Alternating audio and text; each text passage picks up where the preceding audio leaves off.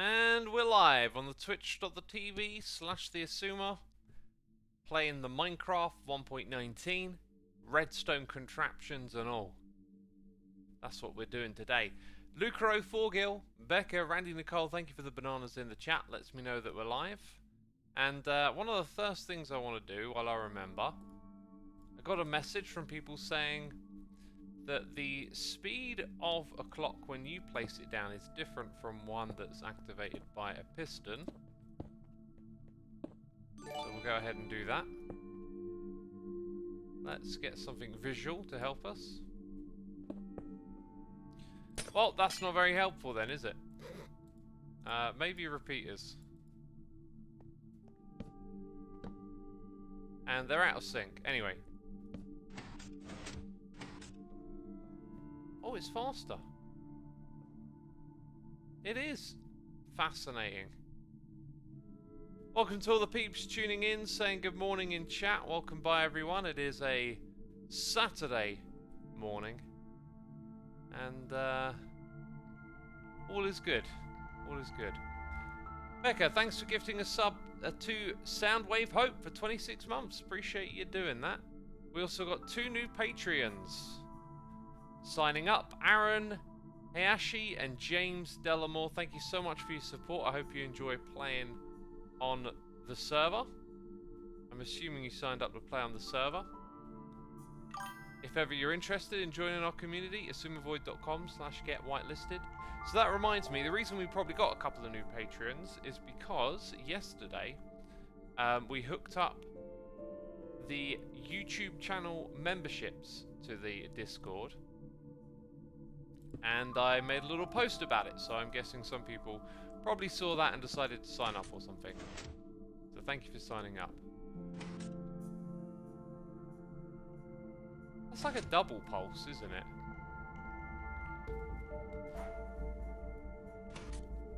Why would it double pulse? Anyway, the mysteries of Redstone. This is really fascinating to learn. So our contraption that we made over here, right, that's running at that hyperspeed, and it makes the little hopper minecart bobble up and down. Kind of looks like that might not be running at optimal speed again, but dang, all these super fast redstone contraptions getting all the timing right, it drives me mad. We've got to do something different today. One of the things I'd like to work on, or just looking at my list, there's 2 I'm really keen on looking at today. One of them is the furnaces with the waterlogged rails, which isn't really a 1.19 thing. But this is just something I became aware of. You can obviously have minecarts fill up like a bunch of hoppers, but you can also do it with waterlogged rails, which means your minecart moves a little slower. Let's see. Let's get some glass. And the noises are rolling in. How rude of me not to acknowledge them. Oh, gosh. Billman, 68 for 67 months. Thanks so much, my dude. Zora Spinamana for 13. And we got Cool Cohen here with the Prime. Thank you so much. And Azuki15 here for 7. Say good morning. X can't stay long because it's 2 in the morning, but I hope you have a good day and are successful in your redstone endeavors. Thank you. Hopefully we will be. Zora says, thanks for being the backbone of LPMT and creating a community that is positive and inclusive. I appreciate your kind words. What I will say is I do very little, okay?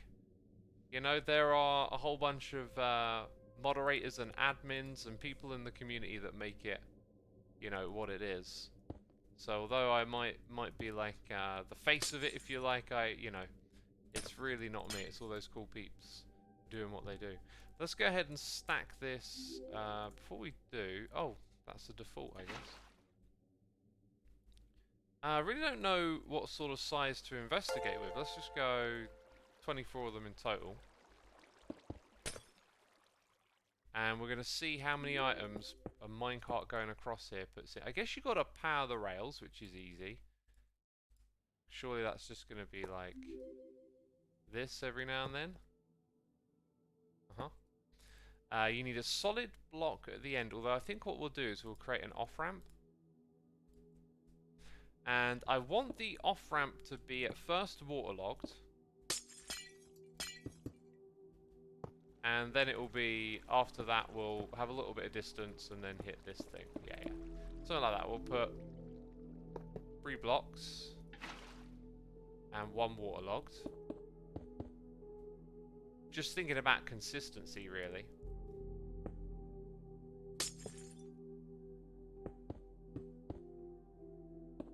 I don't actually need the glass on the sides, do I? But I did that at the other end. Okay, so then we want one of these. Might actually be smart to change it up on this end.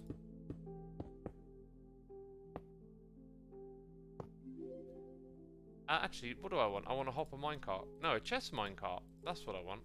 Although a hopper minecart would potentially deliver... No, it doesn't drop off items, does it? It picks them up. So... Wait, we need something smeltable. Let's get some kelp. So we've got a full stack of this. I think actually I just want to know like how many it distributes. So when it gets to the other end, let's just have it like disappear or something. Okay, so all of these furnaces are clean. They've got nothing in them. We need a button over here. We're experimenting together, peeps. Also, Percy Silver, thank you for gifting a sub to Mary Berry. Mary, be sure to say thanks in the chat, and thank you again, Percy. We always appreciate a gifted sub around here. Okay, let's give it a go. And now the items are being distributed. 2 in each.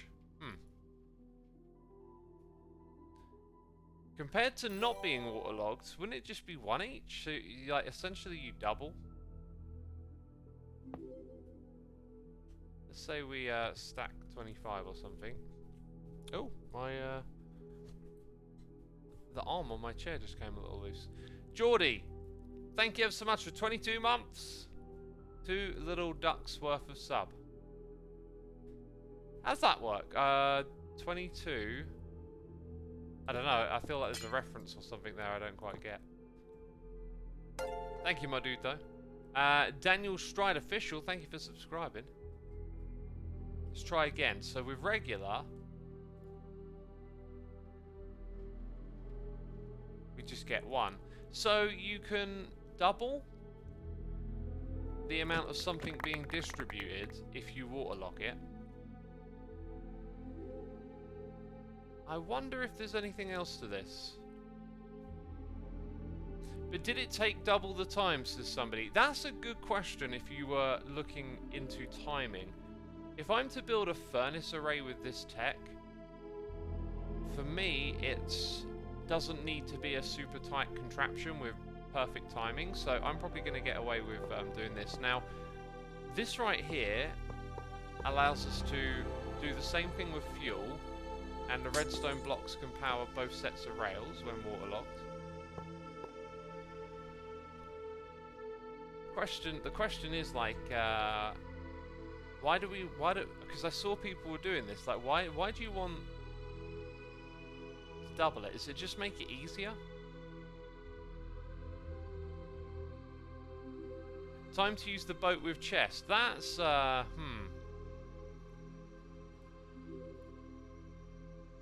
Let's have a look. So you've got that. To get this thing in, it might be a bit of a pain.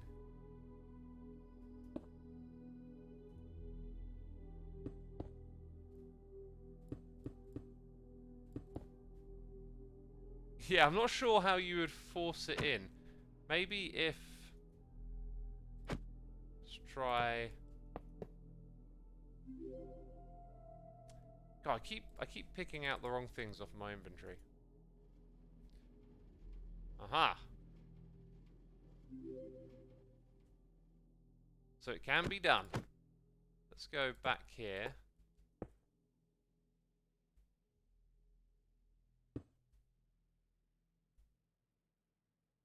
So I guess, you know... Oh, we're like that now, are we? There you go. So this should come all the way back.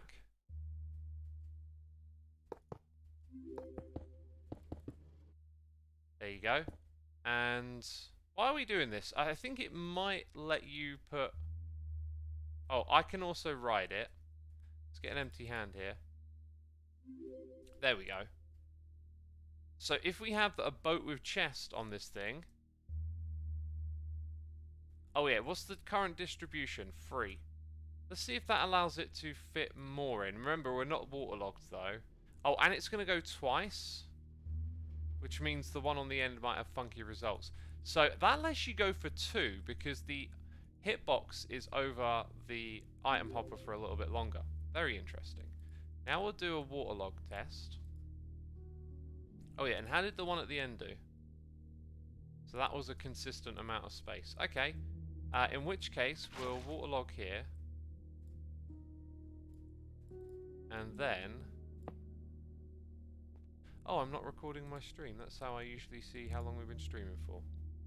11 minutes, cool. Let's stack, I think it's like 25 maybe. Yeah, we'll put a little extra in this end. And we'll give it a run again. So currently the number is... Hey, we're being raided right at the beginning. Welcome to the raiders. I'll read that out in just a second. We're doing a test. So now... 2 again. Interesting. So it made no difference that it was waterlogged and it moved across slower. Well, that's most curious. Boostfer, thank you so much for the raid. Greatly appreciated. Welcome all the raiders. Are you from the Minecraft community? Let me know, and thank you ever so much. I'll keep my eye on chat. Now's a great time for me to drink my tea. We're 11 minutes into the stream. This tea is, you know, prime drinking temperature. I got dark mint with coconut milk. I watch pretty much every stream on your YouTube after the fact, but tonight I'm up late.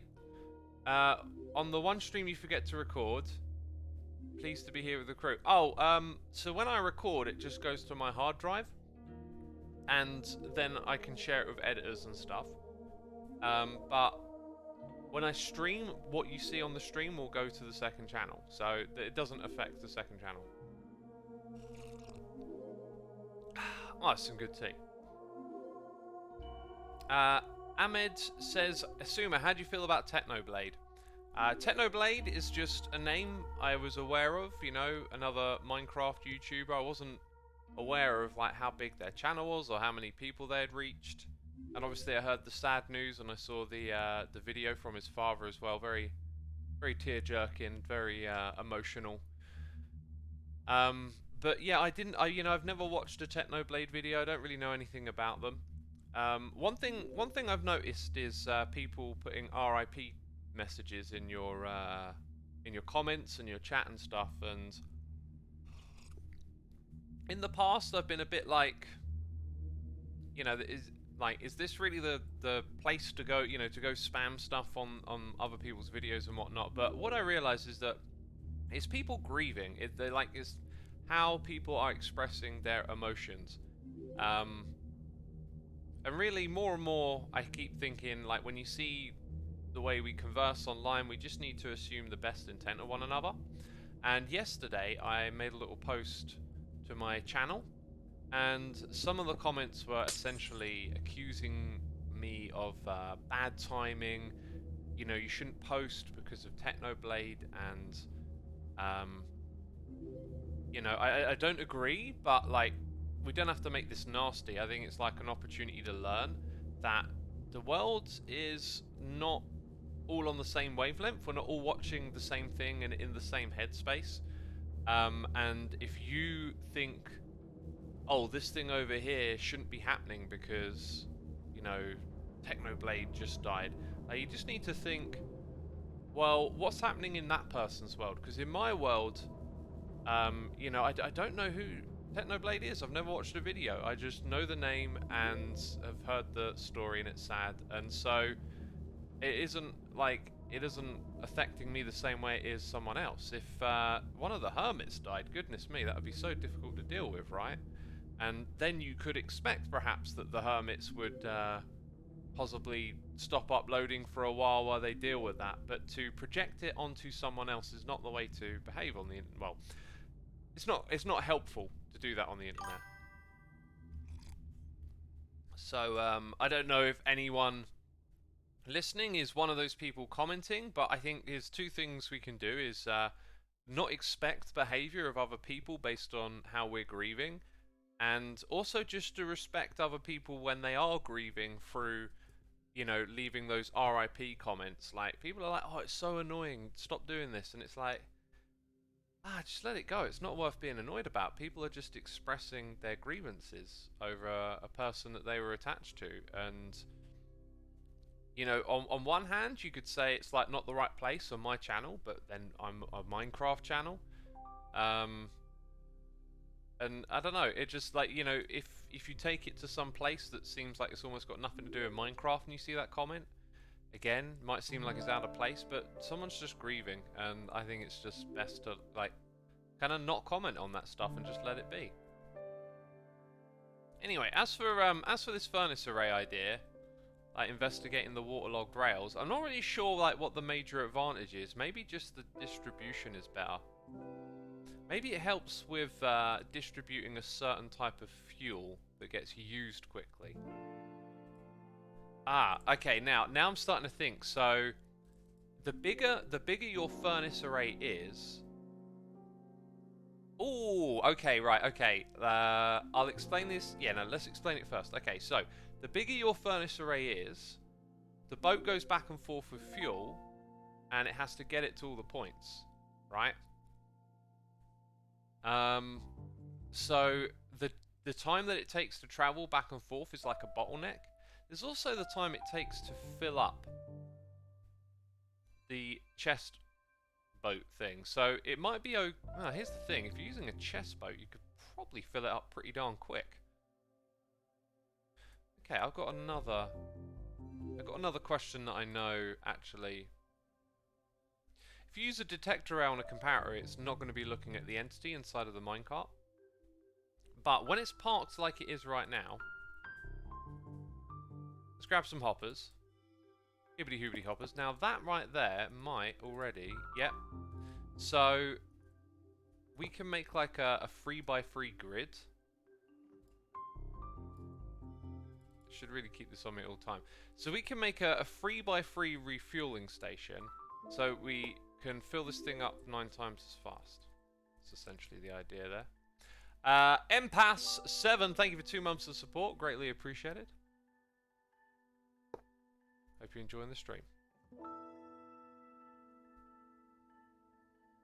I feel like anyone saying RIP Techno on an irrelevant video is more them just fishing for likes and attention.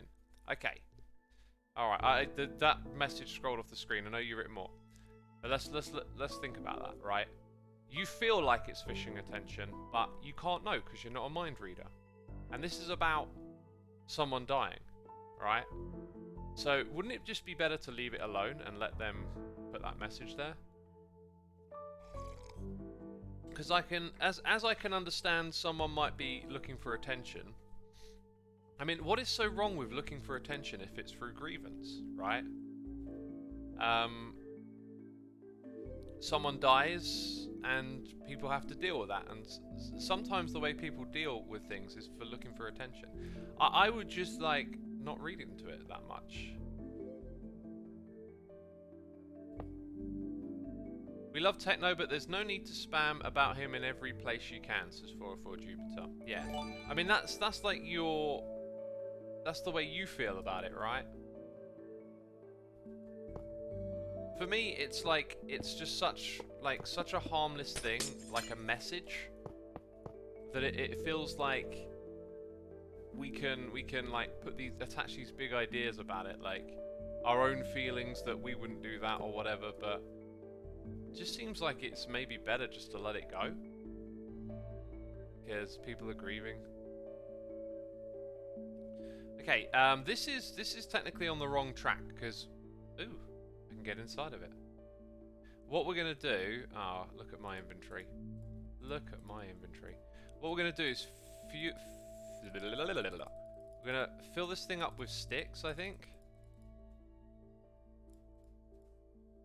I mean, there might be a question here of like, what is the end goal? Because if you were to use like a better fuel source, then your furnace array could be longer. But I think what we'll do for simplicity's sake is... Simplicity's sake! Oh my goodness me. I'm a word poet. I didn't know it. Alright, let's get some chests. Yeah, I haven't even thought about this. So, like, obviously you want to create a storage battery. But there might be some sort of optimal way to lay out what's on top of this. Like, on one hand, you want it to all feed from one location. In fact, I'm starting to get an idea now already. But at the same time, you kind of don't want too much of it to... Like, you'll bottleneck that too if you don't split it up right. So now we've got, like... We've split it into thirds.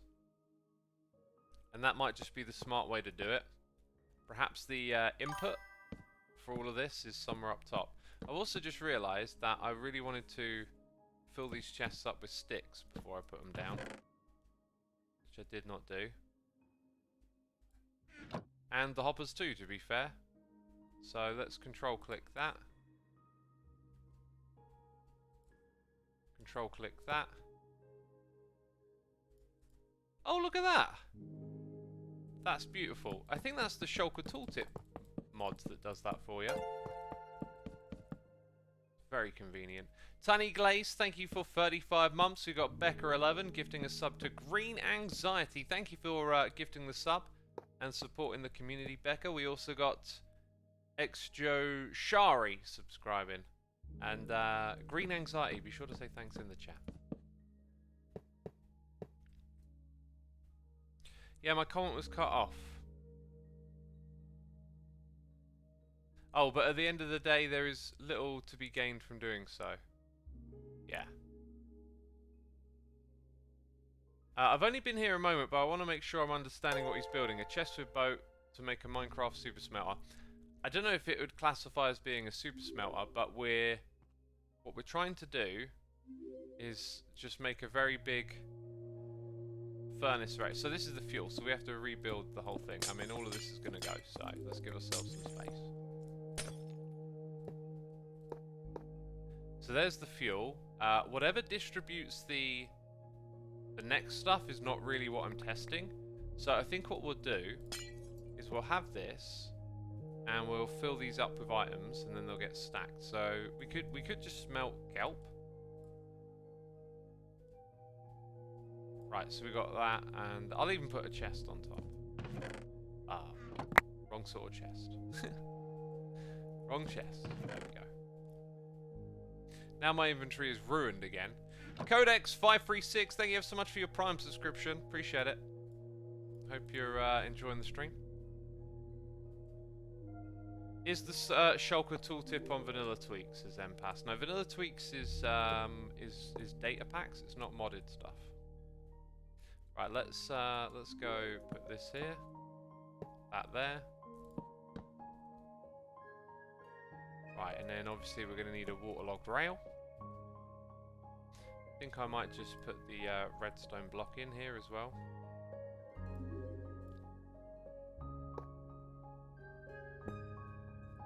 So for our test, I guess we're just trying to see like how like it can go all the way to the end and come back again and provide us with everything we need, essentially. I'm now thinking of like Ilmango videos where he like crunches all these numbers, and I'm like, I don't even know where to begin. Like, I haven't got a clue where all this number crunching starts and ends. Anyway, let's say we're gonna stack this. I reckon this could be pretty big. So let's say we take like a half stack number, like 32. Or could we... Let's try and be a little smarter before we jump into this. So if we take some sticks... and some kelp. Okay, let's actually put that in.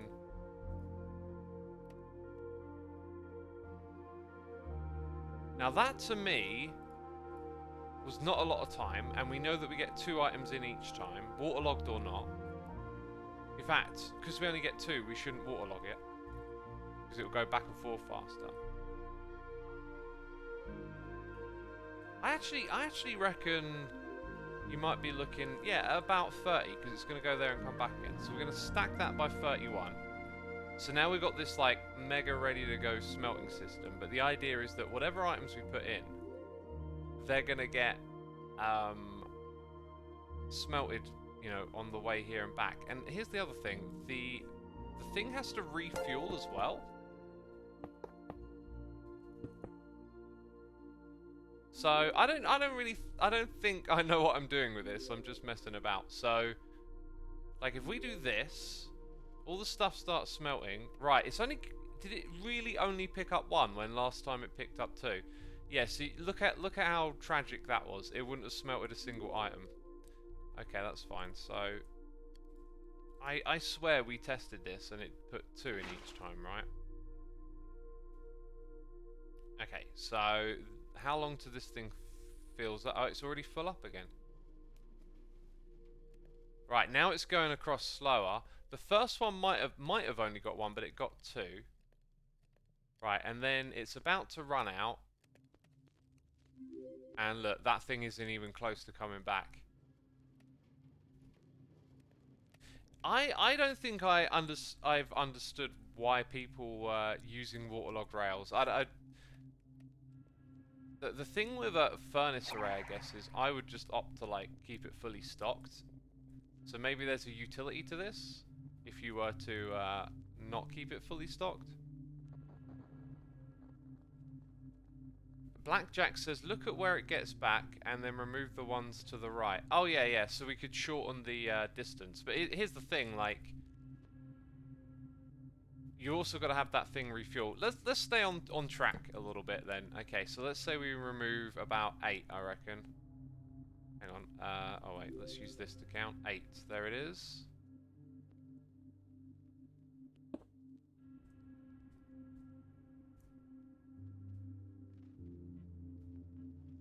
Oops.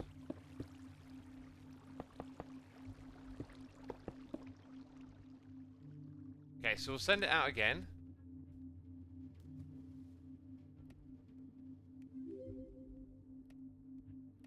And then I guess it's when it runs out, when it comes back. Somewhere around here, we want to look for a number. So that's about 4. But then it needs to okay, look inside quickly. It takes seconds to refuel. Interesting. Okay, now we're getting somewhere. So we want to knock off probably another 8, I think, because it needs to refuel.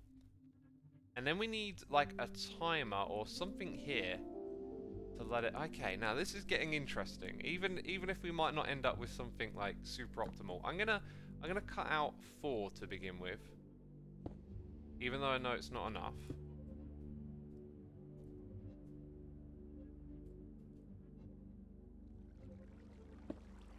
Stick to having 2 rails back here. Okay, it's all set up right there. We're gonna throw in a... Now let's check out the difference.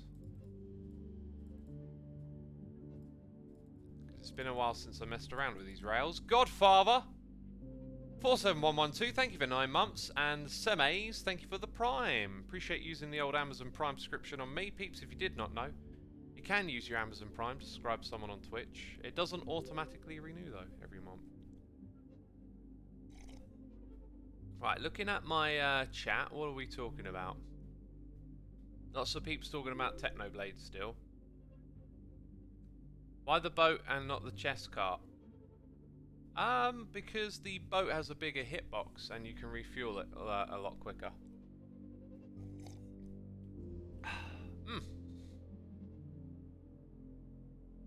You know, that being said, I do wonder, like, you can... Okay, a bit of a side tangent. You can kind of hit up, like, a chest minecart from 3 different points, right? So a third of the speed. Yeah, no, 3 different points, third of the speed. Maybe there's some clever stuff you can do to park it, like, slightly over a bit, but it also moves through like an area so it could like move through this and get refueled from 3 points several times over. So like, we think of putting this at the end of the line, right? But who's to say you couldn't have hoppers in the middle refueling it? So you have your thing going back and forth, and then in the middle you have like an array of hoppers that are fed from a single source. Okay, this is going to lead to some interesting experimentation and ideas. I love how like sometimes it's like you think you're going to do this really simple thing, and then you just get like lost in a bunch of ideas. Yeah, right, so the detector rail, okay, yeah. And then maybe if it had something in it, the comparator would have activated. That's fine. So if I go put this, I'm going to put it there. Except,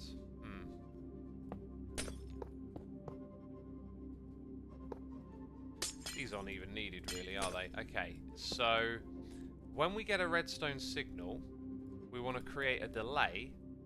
So it's going to park its bum, because minecarts have bums. And let's say it might not even be that long. Like you just do something simple with repeaters, and you recreate the signal. Ah, now I got to send it on its way. So off it goes. Put that in, and I think we know that when it gets back, this thing's still going to have fuel in it this time, or it'll be very close. Right, it just ran out. Then there's that, and then it goes off again. Now I need to check and see if that was enough time. So as it comes back, I need to look inside its inventory. So that was not enough time to fuel it. So we need to come up with something a little longer than that, which is fine. And then we're probably going to reduce the array by 2, I think, for now. I'm pretty sure it'll be 4 by the time we've finished with this, but let's just do that. Very good. Right, now, when it comes to... Okay, a little bit of Redstone Basics. Who here is... Killer for sure says, man, you're a nerd. Thanks. Who here is a Redstone newbie? If you're a Redstone newbie, let me know in chat. Shall I get to some basics now? Cuplex says me. I think that's a lie. I think Cuplex is not a Redstone newbie. Okay, Cybot says me. Not me. Oh, okay. Not you. I was going to... Cybot, yeah. Definitely filthy line there. Right, so lots of Redstone newbies. Okay, so my next question for all of you, if y'all wanted to stop replying for a second. The next question is, I guess, do you understand signal length? No. Actually, I don't know what it is I'm about to explain. God, I'm such a good teacher. Signal length is not it. But it's, maybe it's a part of what we're dealing with. Dang it. It is, but it's also delay. So we have a signal length coming from here.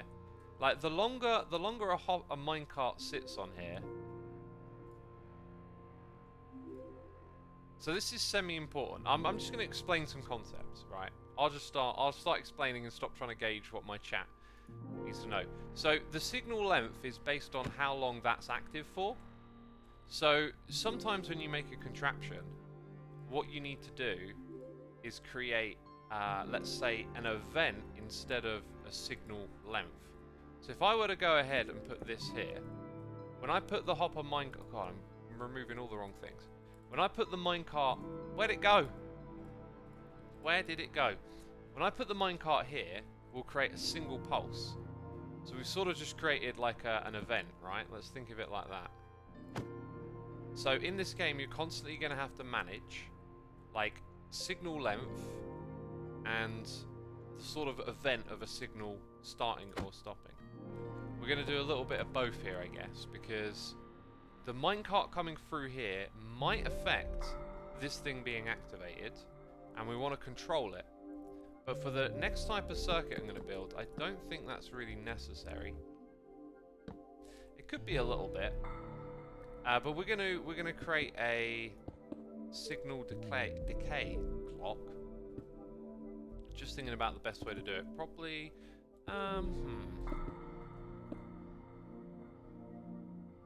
that should be...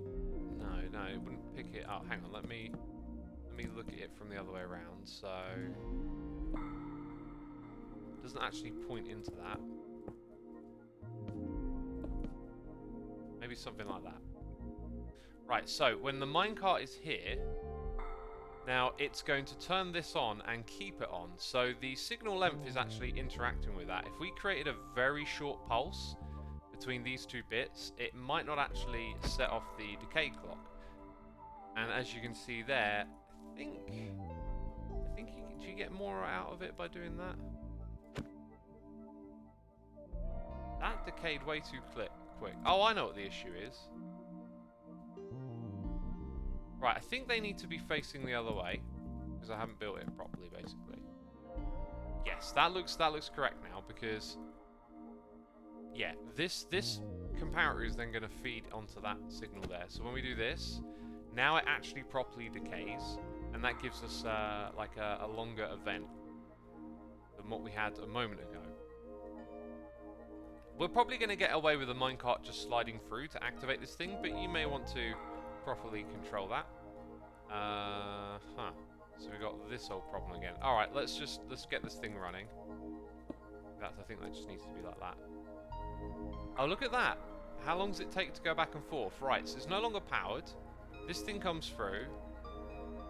Yeah, okay. So now what we're looking at is like the inversion of the signal. So what we actually needed was the opposite of what we had created.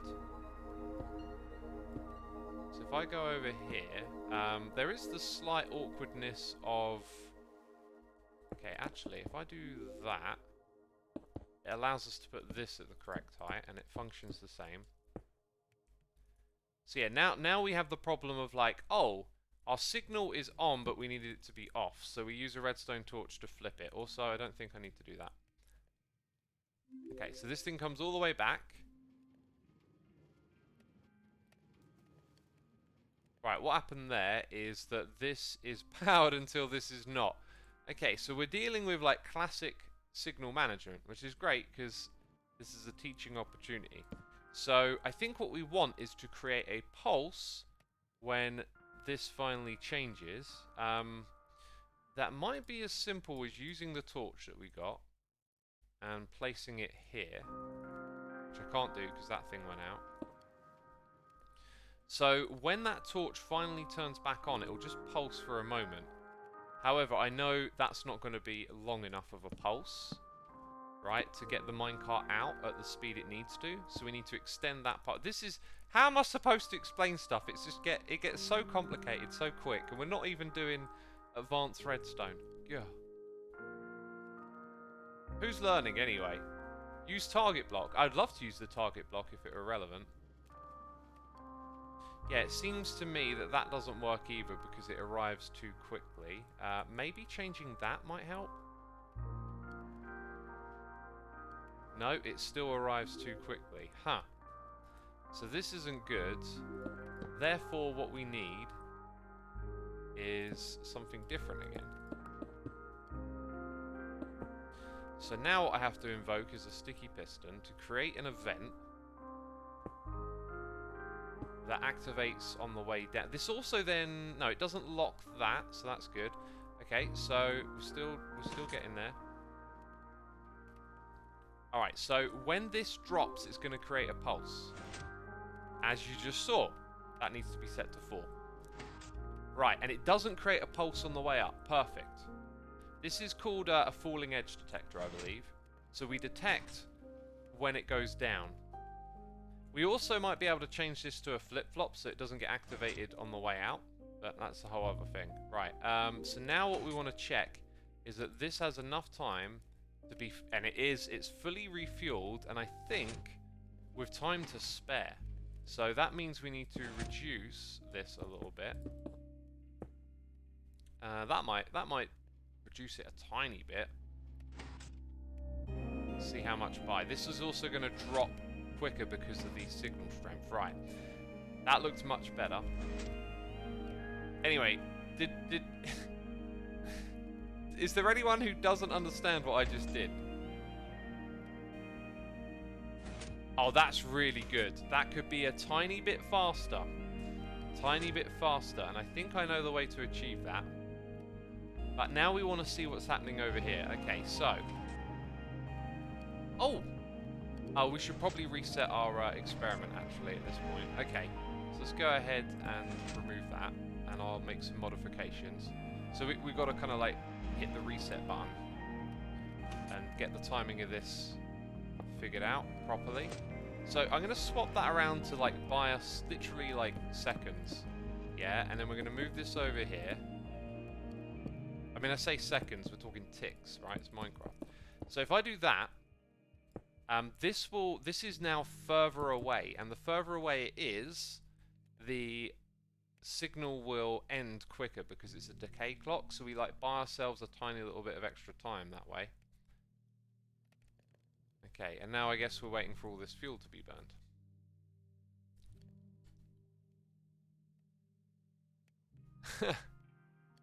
A lot of people don't understand. Okay.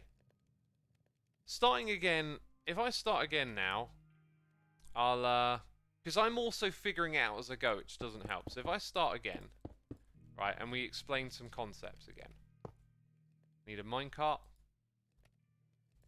So I'll explain the contraption we just built, and I'll try and do it in a way where you understand what's going on. So the minecart comes over the detector rail, and we get a signal, right? Now, I went on a bit of a tangent explaining how this signal is like based on how long the minecart is on that track for. Sometimes you don't want that, but we'll skip over that. So we've got our signal when it comes through, and we want to think of that like the event. Okay, minecart comes back. We need to activate the rail in a little bit, so we're using the minecart as the event to set off the next bit of redstone. Okay.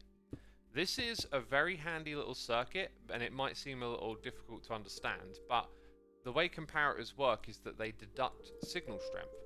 So when we take that away, the equivalent of it being off, notice how the redstone slowly powers down. Right, that's perfect for our needs. Put some more redstone here so you can see that visually. Uh-huh. So we can put, let's grab some pistons. So redstone is all about managing the signal and the series of events. Okay, let's remove that and then you'll see it another way. Like that. Pretty cool. So now what we want to do is something with what's at the end here. Right, we want to you know, manage this signal, because when something comes through over here, right, and then it turns off, this stays on for a little while longer. That's exactly what we want. However, with a redstone torch and a repeater, we're creating a solid signal. So what I needed to do was create a signal based on an event, right? The problem with that is, what do I want to grab? I want this thing and that thing. The problem with creating a signal based on an event is that it isn't always quite what you want it to be. So, watch this. We use the observer to detect changes, right? A redstone torch turning on and off is two different events when we only want one. Okay? So now what I'm going to do is I'm going to switch it around like that. Okay? And we're going to power this thing up here. So when I hit this twice, now it only powers that one time. Also, if I wanted it to do it on a different edge, so like we're going to call the top edge, what one is the top edge?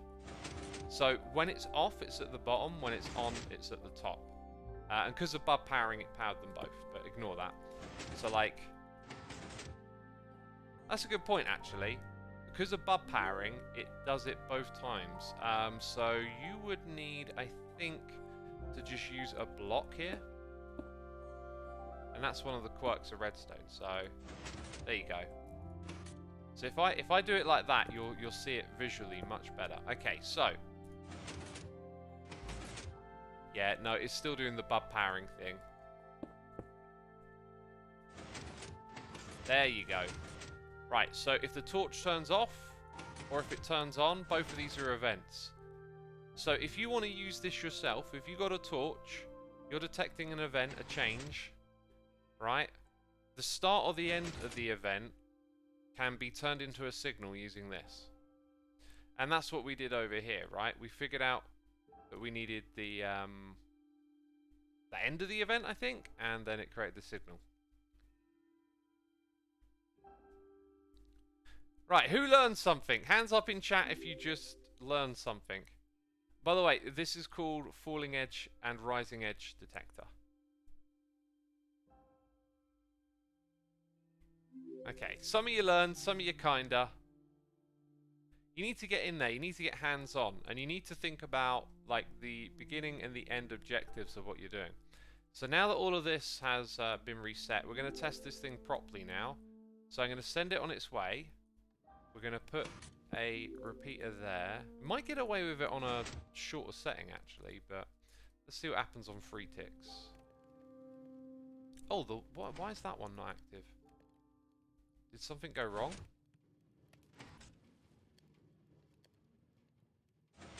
I know exactly what went wrong. That detector on a block is powering that hopper, so we have to ignore that one.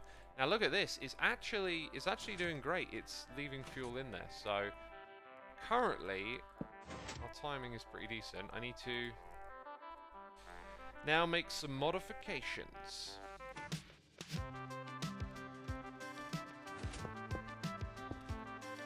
Okay, that didn't break anything, thank goodness. So that will stop the first hopper from locking.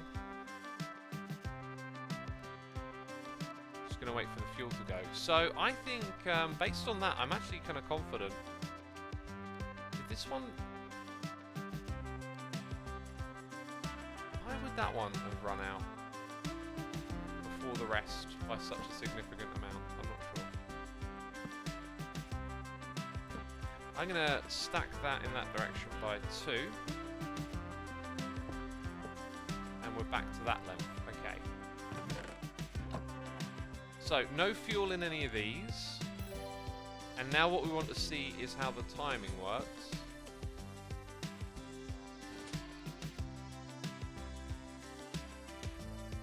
Okay, so we want to see that this one here stays on. Oh, it blinked. It blinked. Okay, not good. And this thing here, I think that thing could be sent out a little quicker. So what we're going to do is work on this and try and make it even shorter. It might be worth going back to what we did before. Like if I put a bunch of these in, right? So we're going to get a signal that way. And none of this will mess with the redstone that's already there. So what I'm doing is sort of making a crude approximation of the signal length. So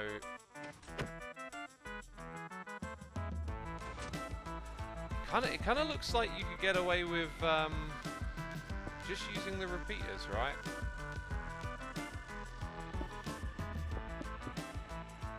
Let's try that. I'm gonna have to send it on its way again.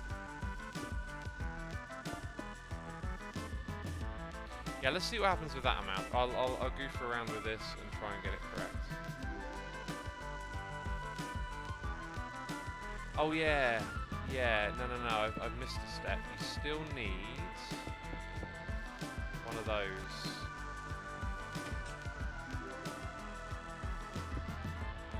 Boom. Yeah. Okay, that will happen.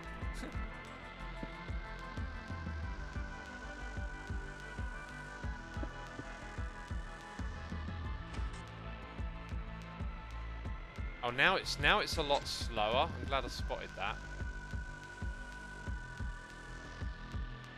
It creates like quite a long signal.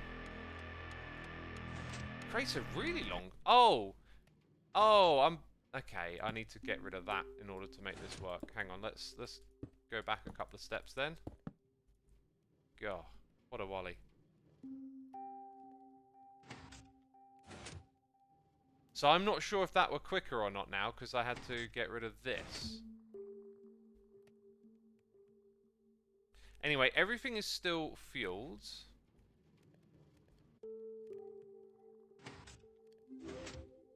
Right, that definitely can be quicker. I am going to get rid of 2 of those, I think. We're just doing it with repeaters now, it seems.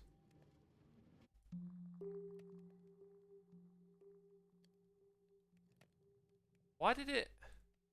Oh, God. What a goose. Right, everything's going to run out in a minute. Once we get the timing of it going back and forth kind of like optimal, which will change every time I expand the array. I'm going to expand the array 2 more blocks.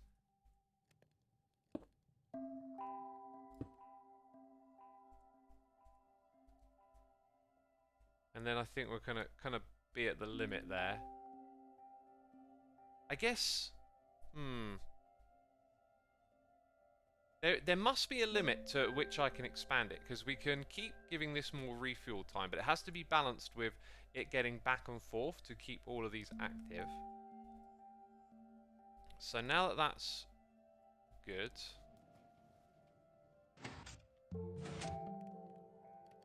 Let's see what happens. Will it actually make it all the way back again? I sort of assumed...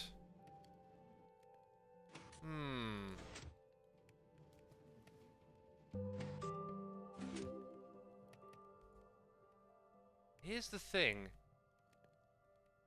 Is it still going to have fuel in? Now, the first time it came back, it didn't have more fuel in. Why is that? Surely it puts in the even amount of fuel each time it goes back and forth. Because now we're creating an accumulation, whereas on the first run it didn't. I actually don't understand what's going on now.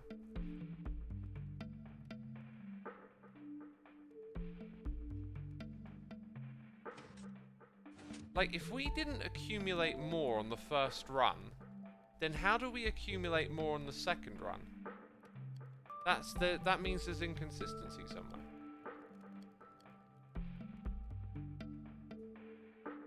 Let me explain.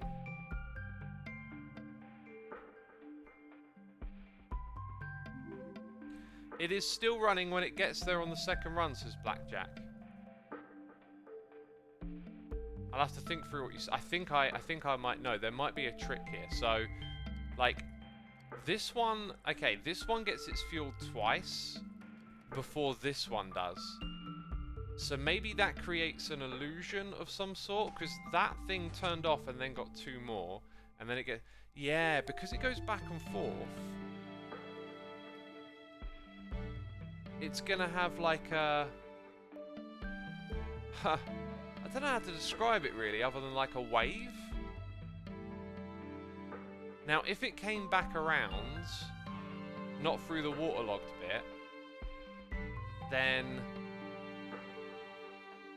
like, it would be consistent. The distribution isn't consistent. So because I've been judging it on this one here, it's made me misunderstand that, God, this stuff is just bonkers, right? Like, this feels just like me over and over again when I do stuff in this game. It's like, you think you got it all figured out, and then you're like, oh no, there's this fundamental thing that's just in the way. Aristamo, thank you so much for 23 months, my dude. Thank you for the resubscription. Why don't you just dispense on both sides, says Zansa. That is a really interesting idea. That's a really interesting idea. You're used to just building these things. Right, that can put fuel in too, can't it? Let's have a little check. Yeah. You're used to building these things with that aesthetic front of the furnace. That is a really good idea.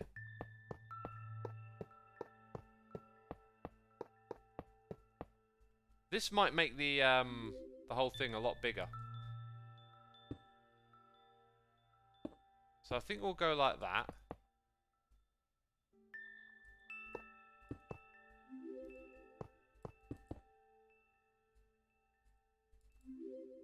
Right, so at the end you have that.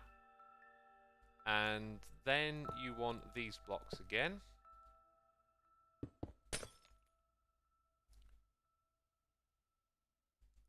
Gonna need a water bucket.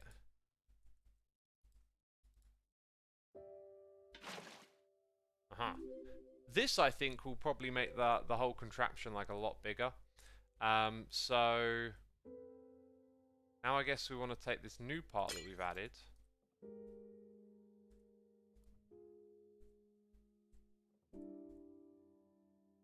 Let's go for...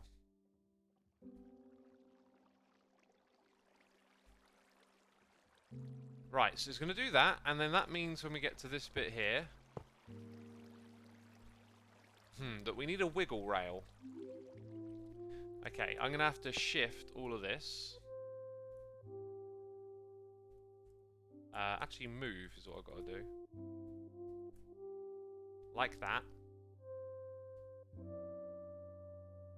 Assuming that's the right spot to put it.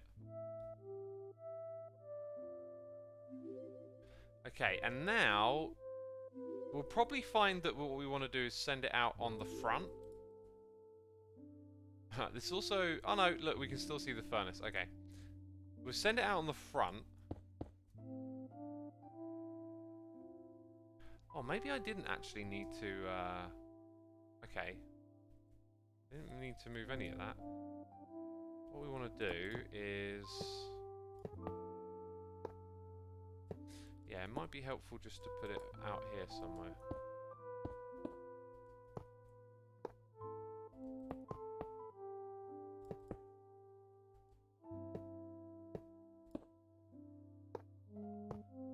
Yeah, that's exactly what we want.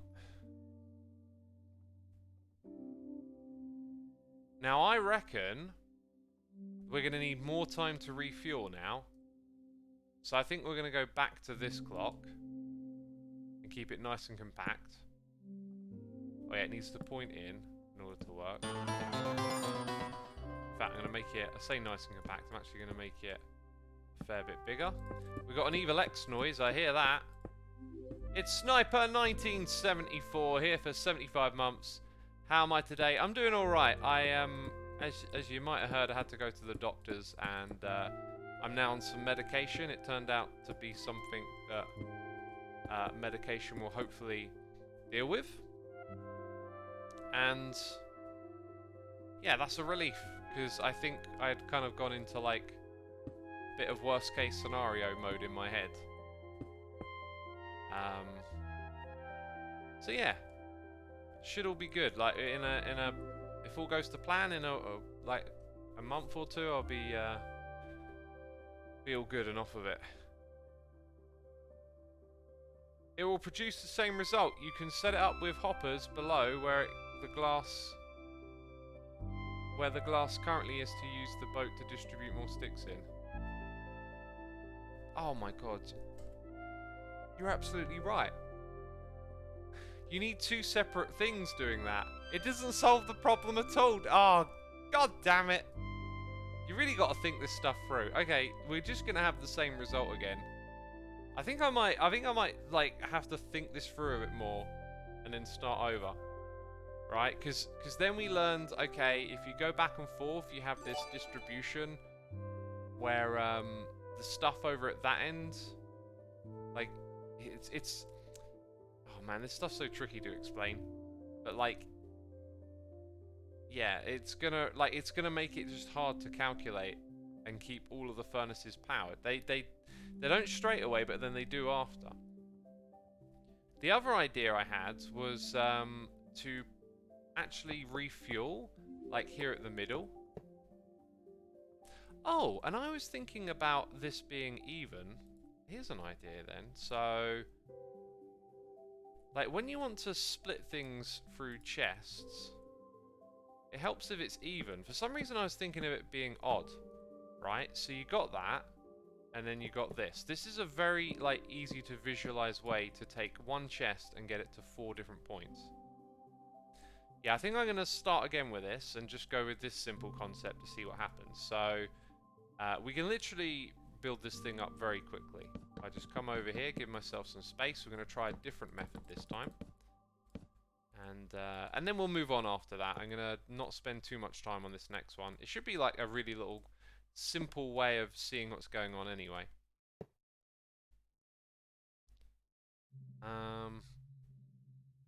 Yeah, so we want that. Then we have our waterlogged rails, glass blocks, redstone, and then we've got to fill these up. So still with that.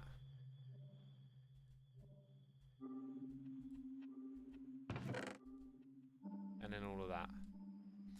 Squiggly Sky, thank you for 30 months. Greatly appreciated. Glad you're enjoying all the content.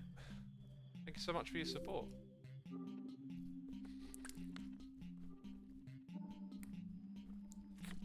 Is Xisuma soft or anyone else?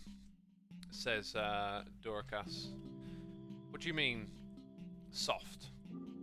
I'm not soft, I'm hard. I'm an hard geezer. Me? Not really. Not really.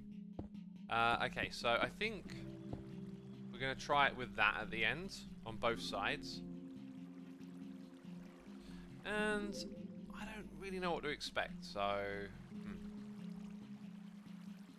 Need my axe. Because basically I don't know how to calculate any of this stuff. So we're going to just wing it.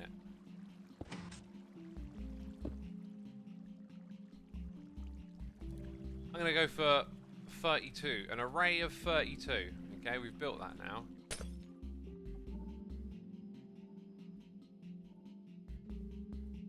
Okay, our middle is here. So what I'm going to do... Wait, just double check. That one. Yeah, that's 16. So... We're going to try this just simply with 4 to begin with. You might notice the hoppers are broken in 1.19. Textures on them. That's going to get fixed at some point, I believe.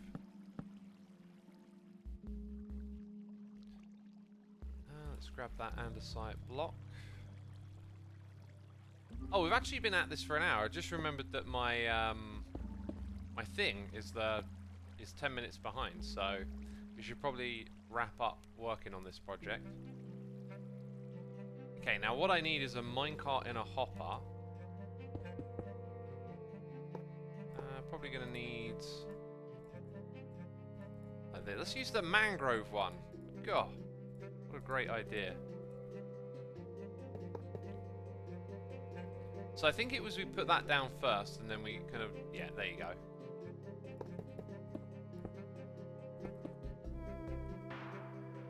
Right, come on, you can move.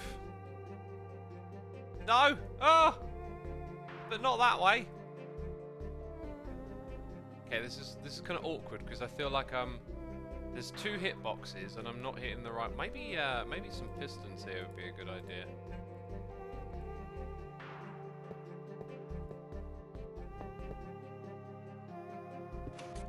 Uh-huh.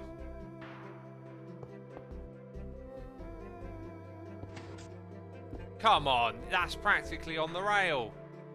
How's that not on the rail? Is there not a rail there anymore? Now I'm not so sure what to do. Because I feel like that should have worked.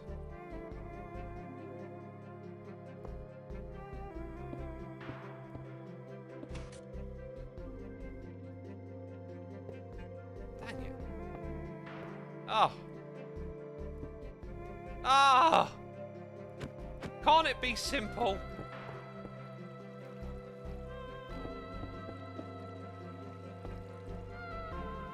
Right, let's grab that rail. Try again, I guess.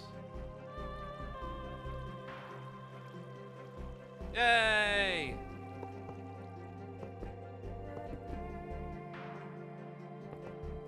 Okay, so this thing will perpetually just go back and forth forever, right?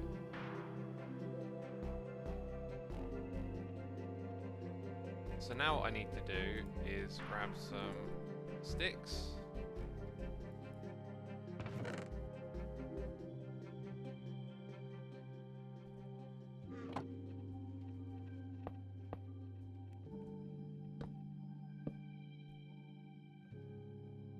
Right, and how many does it actually pick up when it goes past? Not like literally nothing. Oh, I'm so gutted. Oh, do you know what though? There might be... Yes, look, see, it only feeds So you need to... Ah, you got to make some redstone back here happen. So it could be a good idea. We've got to make it work. So you kind of need like an alternating little clock.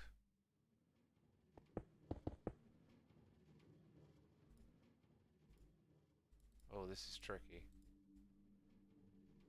Could potentially use an observer. I don't think I want to though.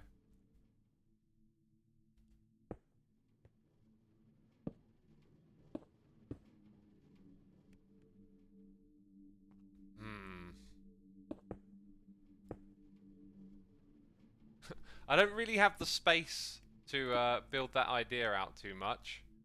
Is one issue. Maybe... Hang on, which one is actually... I guess it kind of doesn't matter, so... I can actually, like, arrange these two lanes however I like. So if I then have...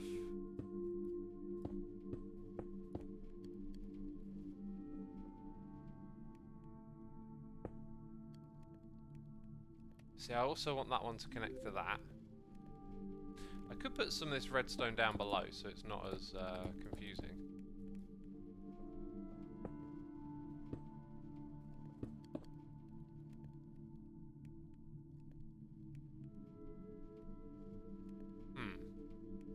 Just trying to think about how to get the signal to the right places.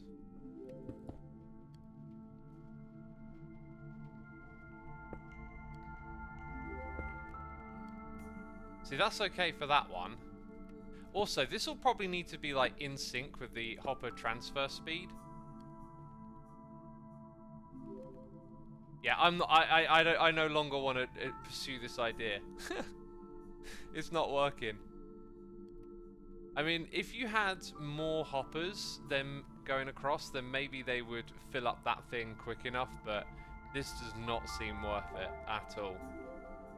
Maybe you could put hoppers here pointing down too. I'll let someone else pursue this idea because it seems simple, then it got complex. Like, obviously you can set this thing up so that it distributes from the same input source.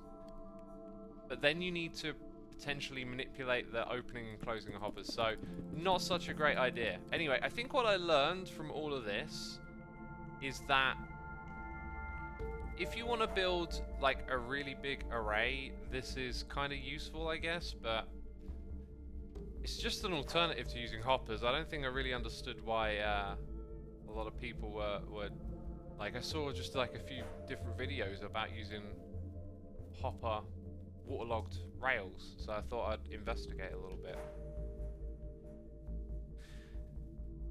Yeah.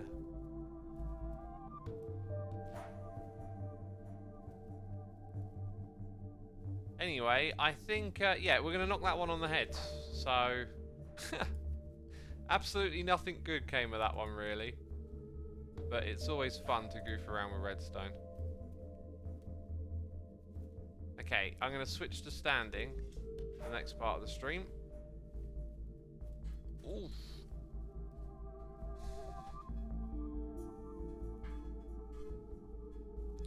Don't know if you can hear the desk making its noises.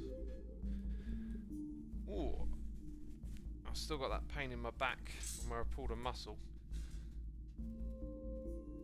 That's easing off a little bit, but it's going to take a minute. Alright, and what we'll do for the second part of this stream is make some sort of sculk farm, right? This is where I need all y'all's help, okay? So, the easy way to get a whole bunch of mobs into a single point is to use the old Enderman trick, right? But what other mobs are there in this game?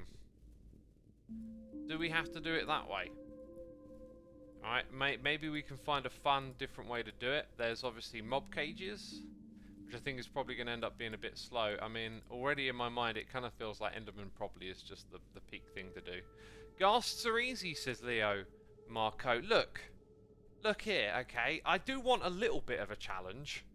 Capturing and building a ghast farm, you know, building a perimeter in the nether, and then creating a massive technical contraption to capture the ghasts and kill them over sculk catalysts to get the XP from them. It's simple, mate. Come on. do want a bit of a challenge. Ugh. A little bit. LA's no. Let's have a look. Just go through them one by one. I mean, you do have a blaze spawner. I think ultimately a spawner is going to be a little on the slow side.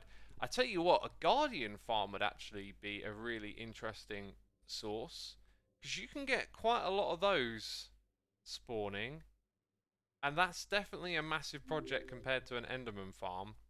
But we could build something where we could switch out the mob, I guess.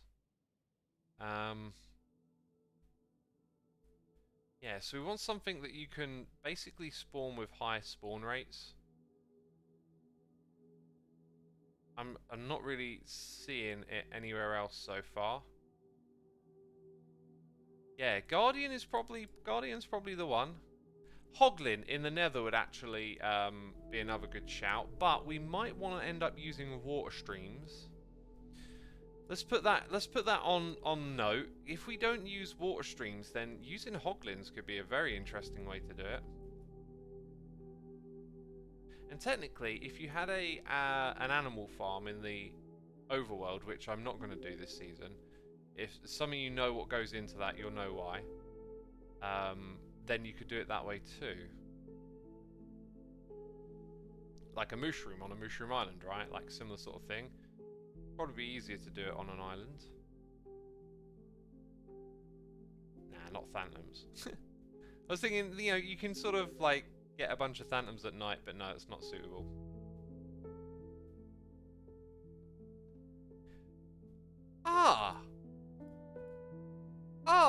That's an interesting one, because I got a pillager farm, right? That would be on the slow side, unfortunately, but it might be worth doing just for the fun of it. Okay, we need to get through these a little quicker now. I know you can do some stuff with the fish. Get a bunch of fish, like spawning quickly. I should probably look into the mechanics of fish too, actually. So we'll note that one. Silverfish is a spawner. Slimes. Now, the where and the way that I've built my slime farm this season, I could modify it and put in elevators to bring the slimes. I mean, we'll be getting crazy technical. I'm gonna keep those options open. Oh, and here's the other thing. Does the player have to kill the mob to get the XP? That's the other important question. Okay, striders, tadpoles, yada yada yada, Vex. I mean, you could make a villager breeder, but not of the sort of level that you want. Wandering trader, warden, witch. I got a witch farm. It's not one of those ones that funnels it to the player though. Otherwise, that would be an option.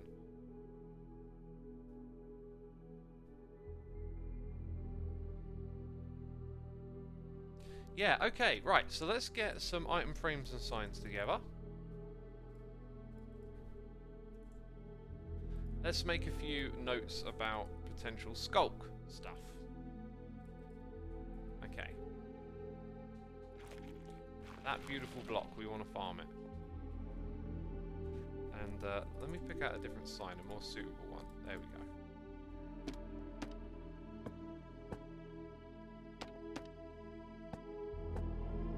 So we want 5 potential designs. Okay, so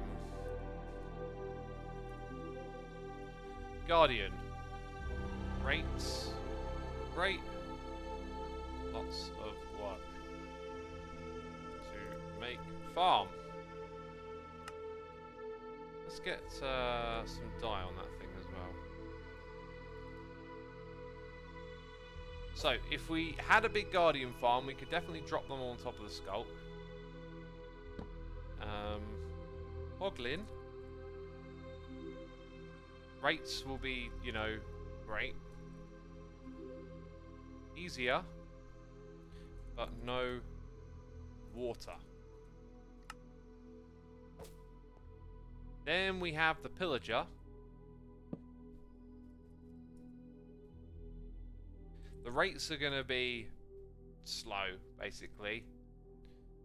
pre-built farm. We've already got a pre-built farm on Hermitcraft for that one. What's this? This is the salmon. It's a fish. Rates are probably going to be great if I'm thinking about it correctly. But low XP? That's the question we need to ask. And then slimes. Now I've built a massive perimeter, so I'm pretty sure my rates are going to be great. But we totally need to rebuild the farm, which could be cool. So those are our options for channeling some mobs that aren't Enderman into a single spot. Raid farms, says Cybot. Yeah, you could, you know. I don't think I want to mess with that because that goes to a different level of technical. And I could take a look at ENXO's farm actually and see if it's modifiable. You know, I think it's worth investigating that one. But we need to come up with a contraption today. Like, pretty much all of these will do the same thing. They'll funnel the mobs into a single spot, is the idea.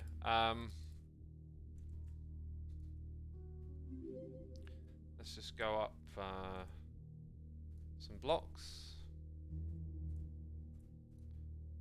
Set block, and let's just make it glowstone or something. There we go. Right. Also, I don't have that. Whoops. Yeah, so Guardian survives. Survives. I'm pretty sure I thought a regular mob would die from this side. That's the one I wanted to test. Right, so no that would happen, wouldn't it? We want strength.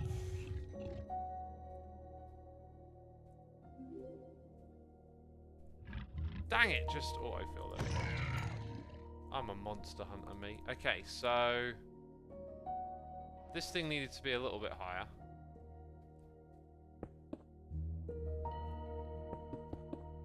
But yeah, I just sort of wanted to see if these would drop XP.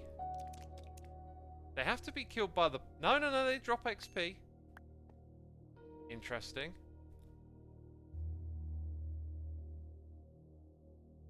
There's also tropical fish, so if we were to build a farm like this, we'd probably go build it in a spot where like you'd get all these different types of fish, and then we would drop them down to a catalyst. See, no, where's the XP? I don't think they do. I think they have to be player kills, which is how I thought most stuff was. Am I missing something here? It's, yeah, you must kill it by the player. The catalyst doesn't need the XP, just the that's what I'm missing. That's how they're building these farms. I'm thinking, hang on a second, like... Okay, so we're not doing our testing properly. And I think if we put a couple of sculpt blocks around it, we'll see charges if it has nothing to spread to. So if I just put out a couple of branches...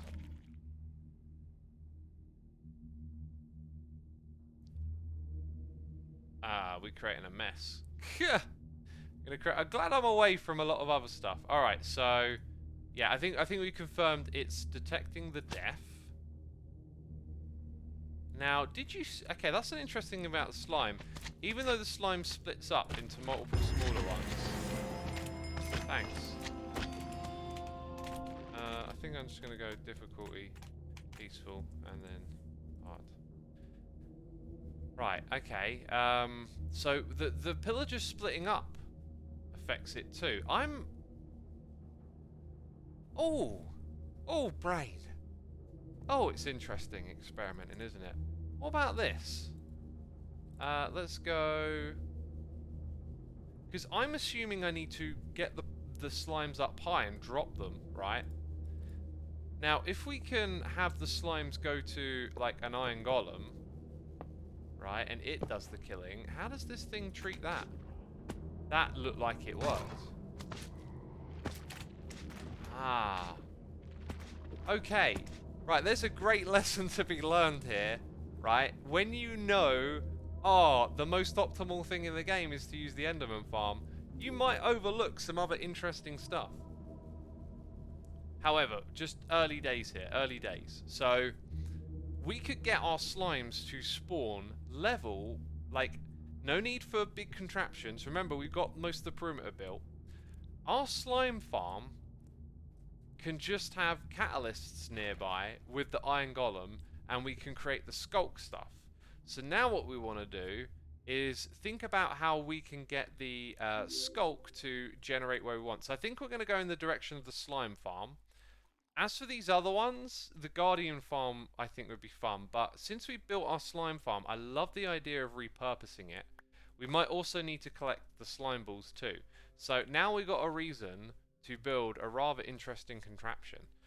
Let's go ahead and put this like relatively high up, because I don't know how much space I'm going to need below it.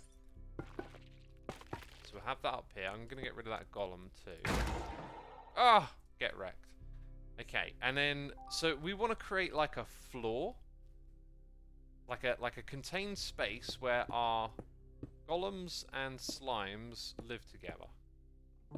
And this space will be small to begin with, but then we've got to consider that we probably we need a way to like get the slimes to the middle where well, actually that's the thing, isn't it? The slimes are attracted to the golem, and then the golem kills it. So we can have a big spawning area, and the slimes will make their way to this middle space that I'm currently constructing.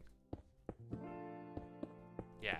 Okay, so our current farm is sort of compatible with the idea of having just a singular module in the middle.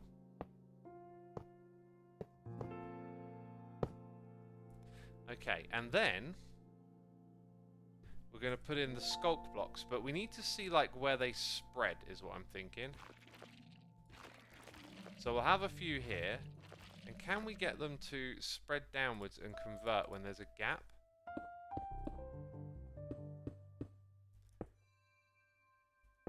Right, this is the beginning of an adventure right here.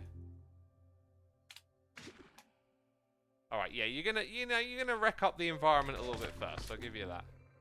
Get back in the hole, you! No funny games. Yeah, so it looks like whatever we do here, Skulk is gonna end up like all over the place. Dude, this guy's wrecking house over here. Yeah, that's another thing. He's gonna take damage, so we need to prevent that. Maybe it needs like a branch block. Oh yeah, thinking about how the sculpt charge works, it needs to find a way down. That might be like from anywhere. Yeah, maybe it came down that way.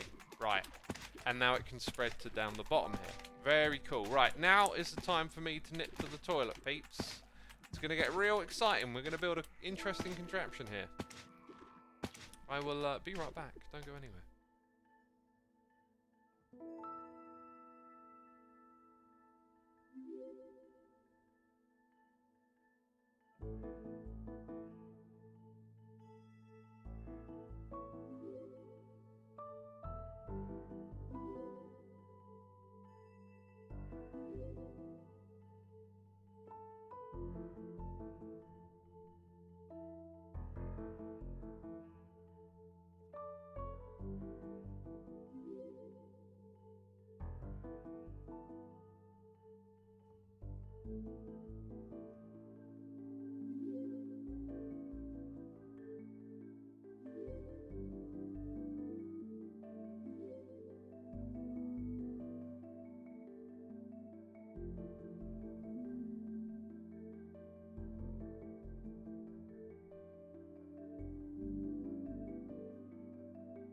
So I saw a suggestion in chat right as I was leaving, because I was totally engrossed, not looking at my own chat.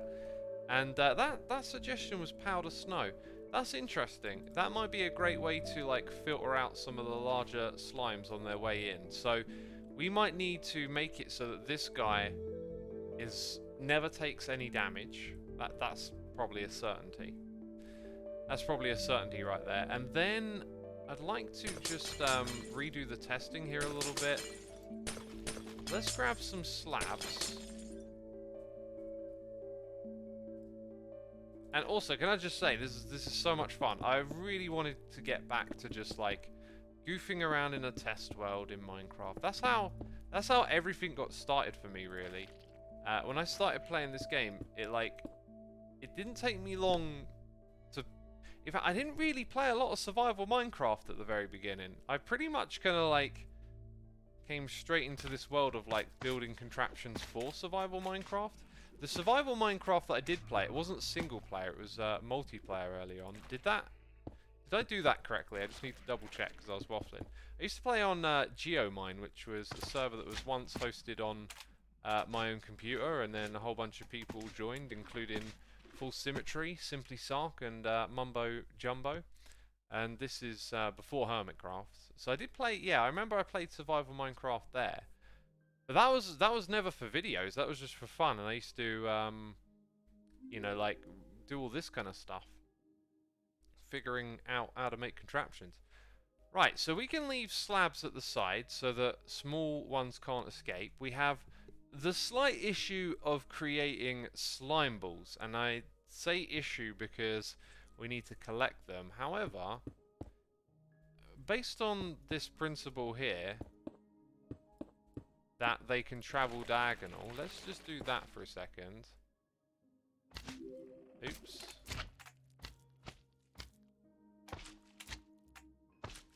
Is he not attacking that one? Is it only the big ones that attack?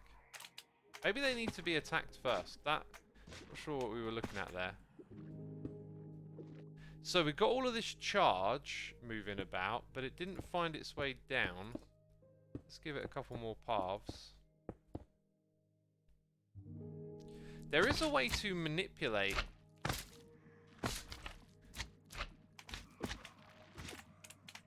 There is a way to manipulate where the charge goes. We probably need to learn a bit more about that. Like, it might not be a great idea to have the skulk try and travel upwards, but it looks like it'll eventually get down there.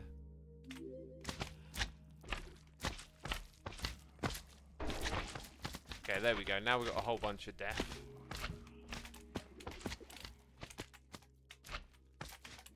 I'm not seeing where the charge is going.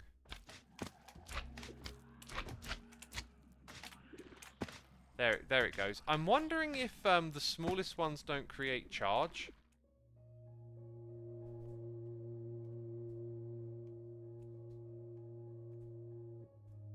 I think the tag is just like that. Am I supposed to put a space?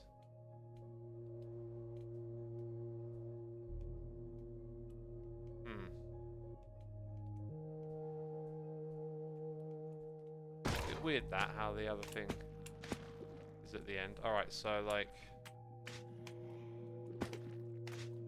Yeah, I think it might be helpful to give ourselves a command block.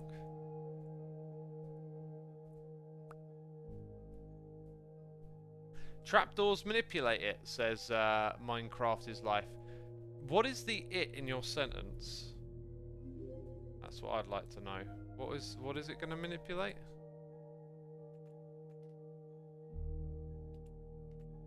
Only small ones drop XP.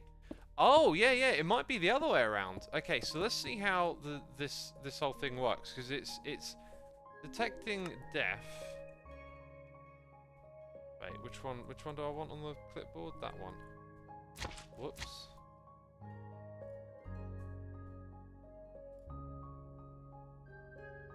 Let's make it needs redstone but a repeat one.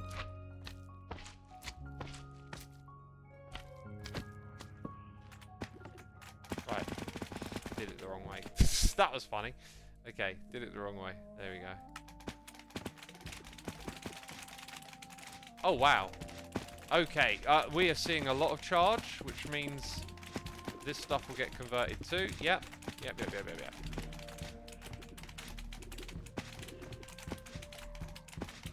Peaceful. Whoops. Oh yeah, that's right. No, wait. Oh my god, why is it not auto-completing? You have to press it twice now. Ugh, right, there we go. Okay, now let's change that to size 1 for a second. No, wrong number.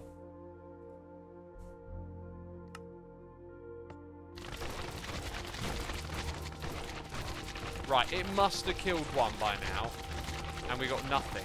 But then eventually it will have a small one to kill. So it seems like I really should have just put one in there. Oh god, the squishiness is awful. Oh yeah, I always forget this. Like, whenever I'm in creative mode, it's like, you can just summon one in like this. Okay, that's cool. And then let's just take that.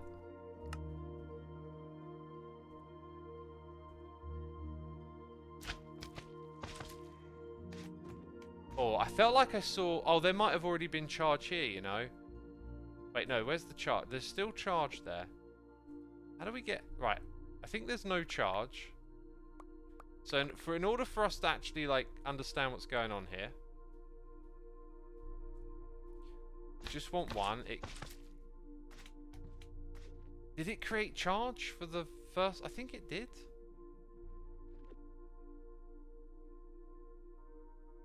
I think it did.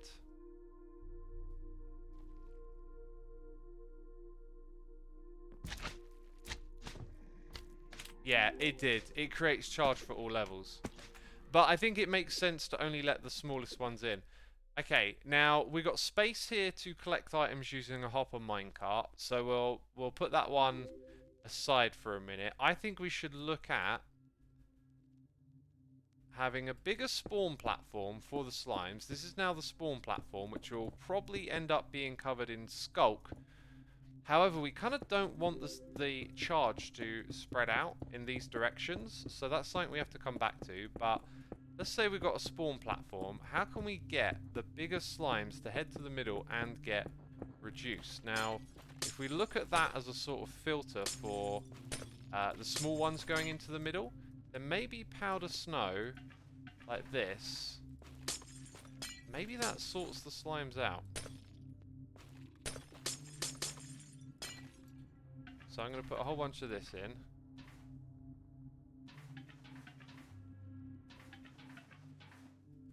Put a few more of these down.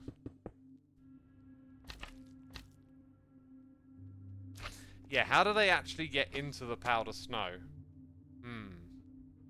Also, I don't think it's even looking at the iron golem, because its eyesight needs to be aligned. Okay, that's not the way to do it. We kind of need, like, that visible eyesight. And I'm not sure what the arrangement of blocks here would be then. It might actually be better just to have them spawn... I mean, they'll fall into that space and not get out, and the iron golem will stay there.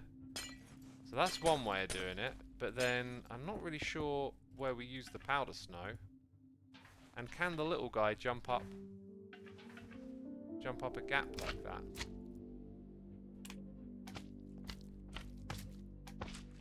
Yeah, now you're in the powder snow. Right, and now you're putting all that on my platforms. See, they need to get in there and not be hit from the outside. It's really easy when we're just summoning them in, but now you got to think about how do we get them in. Okay. How do we get them in there, chat? Like, we could potentially have a second iron golem up top that's just the lure for the platform. Bring them to the middle and they fall in, and then we need to split them a little on the way in as well.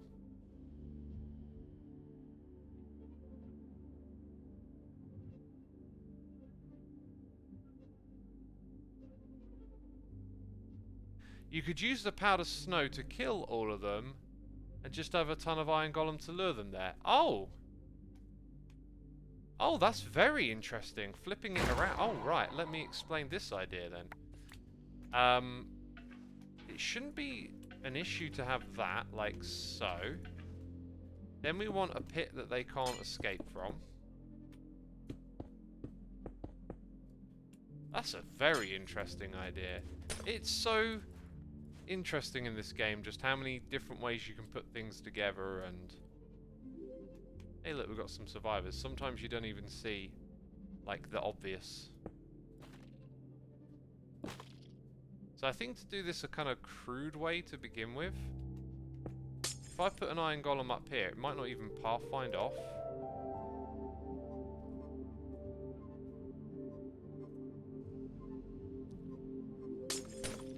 Oh no, wait, we kind of need... Okay, so then our platform is up at this height, right? This is our platform for the slimes to spawn. That is too close, isn't it?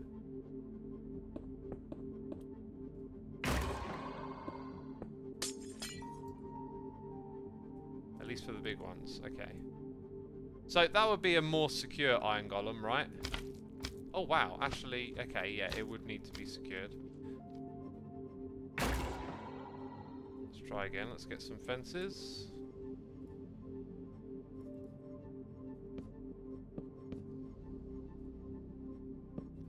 Probably need them on all sides.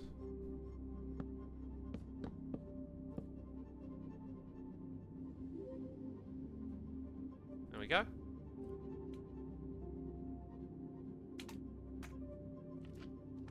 Yeah, is there even that line of sight there? I mean, I have sort of settled on this being a 3x3 space, which might be the wrong way to look at it. Anyway, let's try and get... Yeah. Oh, they can't jump out of it. That's interesting. And to be fair, this is a slow way to kill them, but it's so convenient. Like you do want them to die quickly as to not have loads of entities on the server. Okay, let's see if this is creating... I'm gonna have to remove some of these blocks. Some charge. Yeah, we got charge. I need my stone again. Oh, do you know what I've just realised?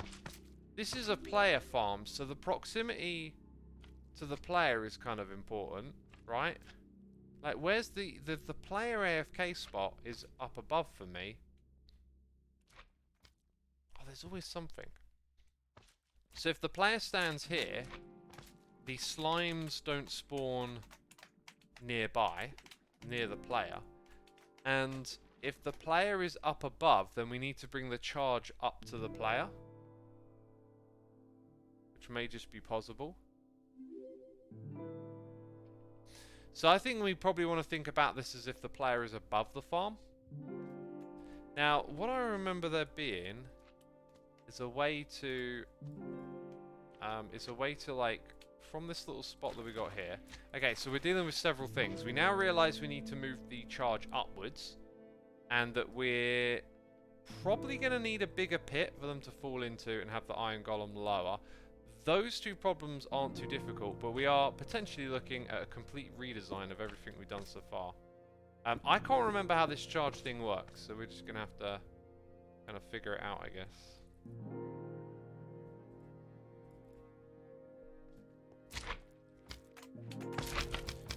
Right, so that should give us a couple of deaths, then we should have some charge. Just want to make sure the charge goes where we want it. Right. Doesn't look to me like it's travelling that way. So let's try... You got that. And you got this. Like it should... Maybe it needs like an end destination.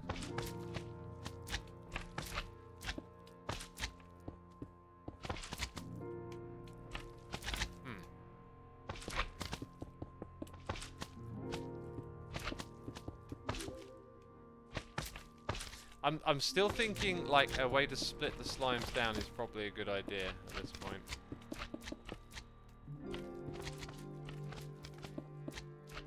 Because that's kind of slow right there.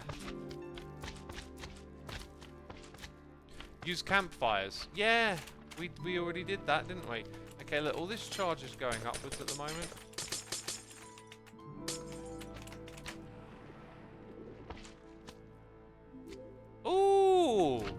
Now we know how to move. Okay, right. Campfires. What a great suggestion, by the way. Thank you. So now that we know it's just something to kill it, we know we can actually just drop it. God, we go through so many different ideas. So it's actually campfires. We're going to have campfires, which create a lot of particle effects. So the campfires will kill them way quicker. Might even be able to drown them or use water at some point too. Anyway, there you go. Right, you're getting wrecked. And then... where's the charge going to go, eh? See, the charge didn't go anywhere that time. It's kind of concerning.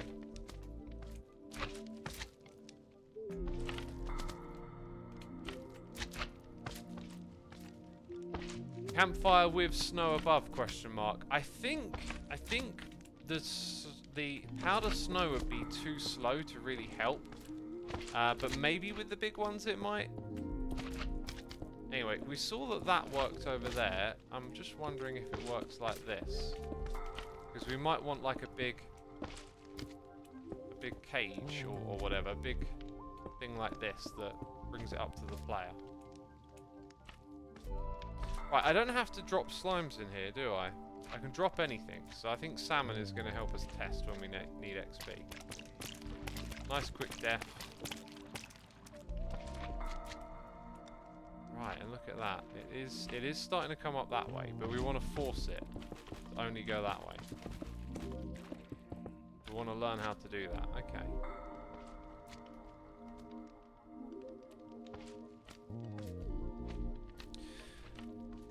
Okay, so here's what we're gonna do. We're gonna start our redesign off in the distance a little bit. We need to be 24 blocks above our catalyst. Oh, I have forgotten something, which is collecting the items. So one more test. Can we do this? Can they die a little further away from where the catalyst is?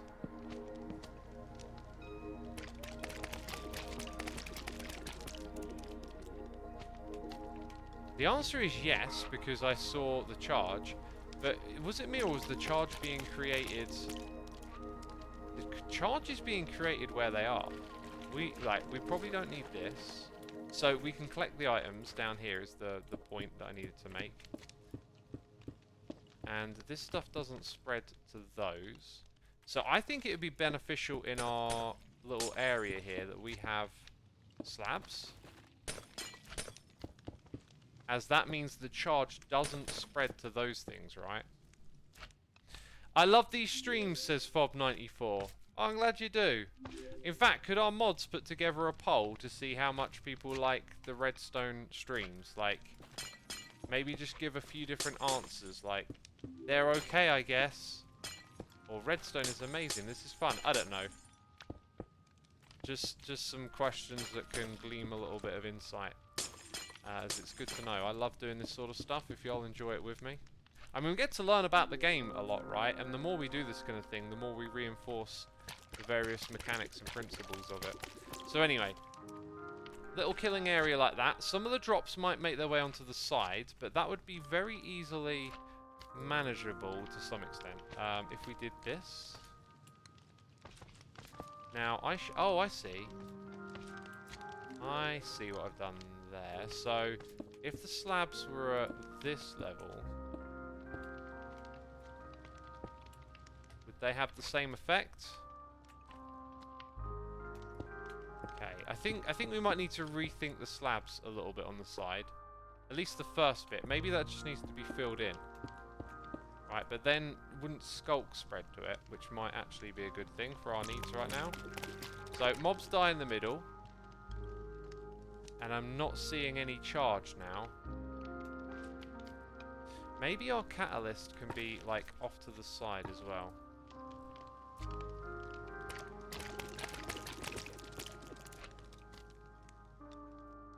Yeah, we need to find a way for them to die in here and have the catalyst, like, bring the, you know, the charge over. So we had it when it was directly underneath it, right? But now we're not seeing any charge. Now we've got a chart. It needs to be directly underneath it. And that potentially means that this thing... Okay, so I need to remove some of this again. Potentially means it would be hard to pick up the items, which is another thing we need to manage. Right, so now we can pick up the items and have this stuff generate here. But what we want it to do, obviously, is to go straight over to this stuff. So I'm wondering...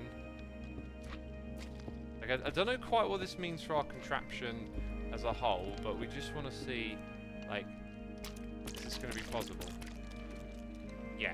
So we should be able to send the charges, like, up some blocks and away.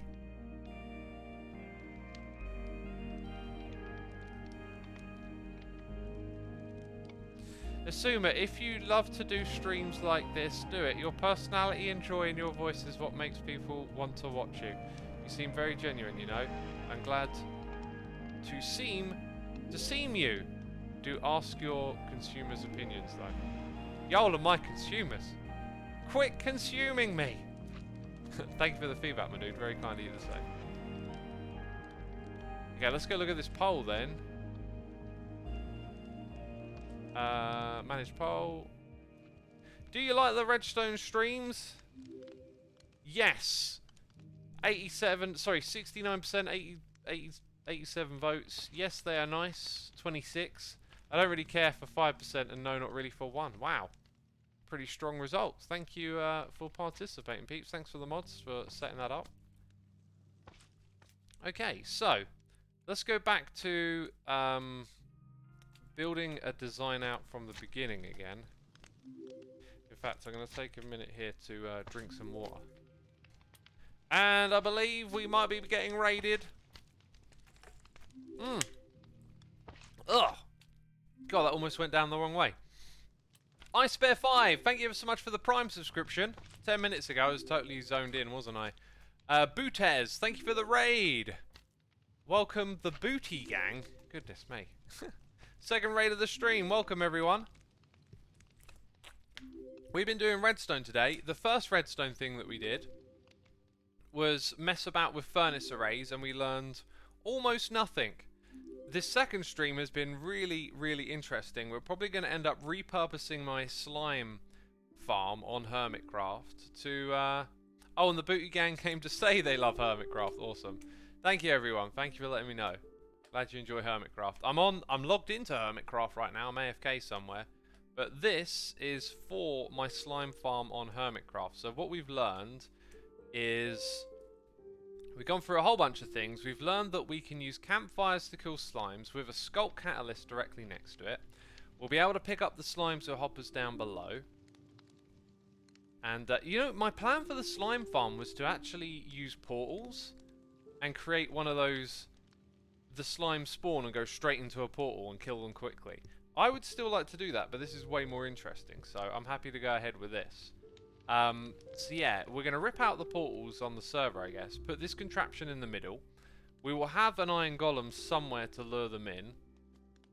And the only downside really is it looks like it might not work on one side. We'll have to force the charges out and up to the player. Which, if we can manipulate them in the way that I want, that might actually be pretty darn easy to do. I don't know. I remember Il Mango made a video about it, so there's something to it. Okay, so I think we need to think about the killing area size a little bit. Like, it probably needs to be more than 3, right? Is what I'm guessing. How did you make flat glass terrain? That was just using the old flat world generation, right? You just set it to tinted glass instead. Hang the iron golem. Lol, you could put it on a leash and hang it. That's certainly a thing that can be done. Would the poll not be biased because people would tune out? Maybe a better value would be to base it off average viewers for not Hermitcraft stuff. Well, Tuxpan, you make an absolute valid point. And you're right, like, it is a bias because people are here watching.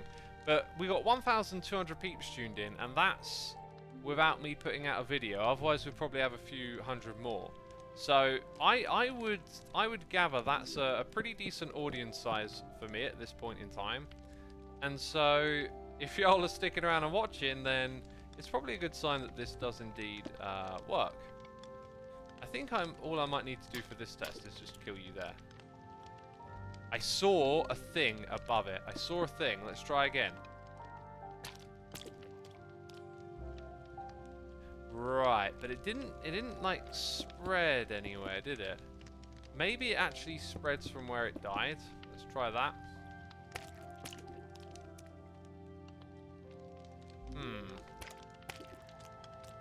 They sort of stay exactly where they are. Why are we not getting spread now? Like, do they just not spread to double slabs or something? We know they spread to this.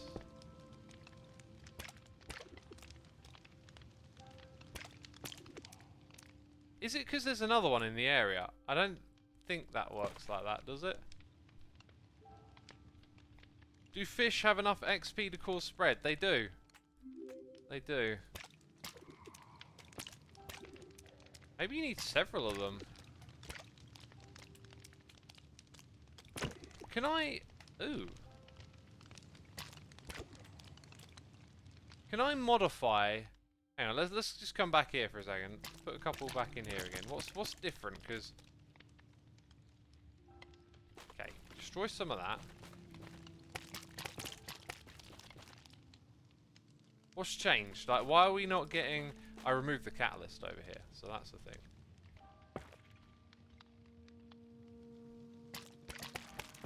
Yeah. Okay. Very clearly spreads nearby. Let's try and... Okay, yeah, the catalyst is at the same level. If we were just to recreate what we got going on at the other spot, why is... Maybe it needs blocks like directly alongside to start the spreading.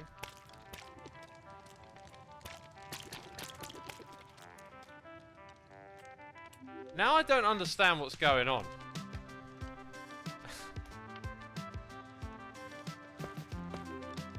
Oh.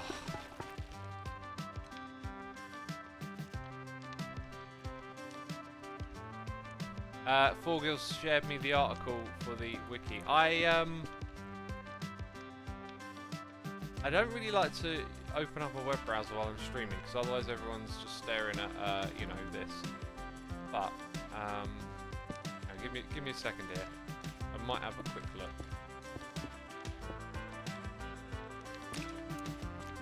Don't survive. Like, what changed? Like, why over here is it not doing what it did over there?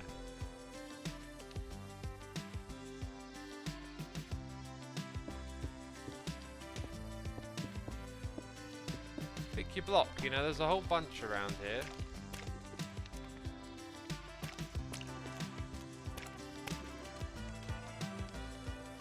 Yeah, we know it works over here. What am I missing? What's different about this one?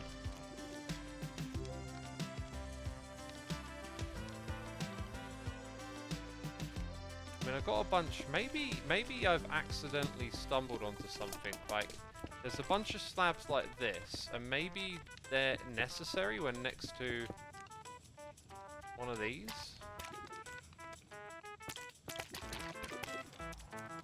Or maybe it's like the fact that there were blocks directly above. Ah, ha. I think it's that block there that's making the difference. So let's try again. Right, now I put something directly on top of it. Right, excellent, excellent. Okay, now, the next little thing that I want to test. Oops. Yeah, so, based on that image that Forgill sent me, okay, let's go make another little test spot over here. So we know that we need that with a block above. I should be able to go out like 1, 2, 3, 4, 5, about here. Kill the salmon.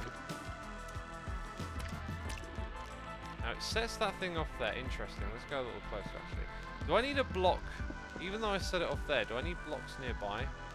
Although that being said, the sculpt can spread across the glass, right? Does it need like a direct connection? Maybe I went out too far. Let's look at that image again. It's got to be... No, I think that's pretty reasonable.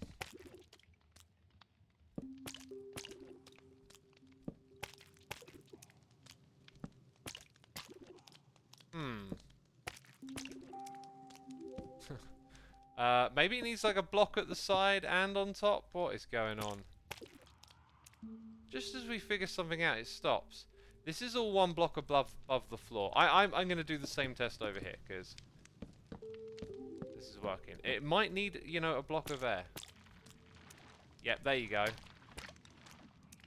Right, and if it didn't have something to spread to, that's also important. God, we are creating just particles everywhere now. Right, so let's say we've sussed it out, you need a block there. Yeah, it doesn't do that. It's got an air block below it.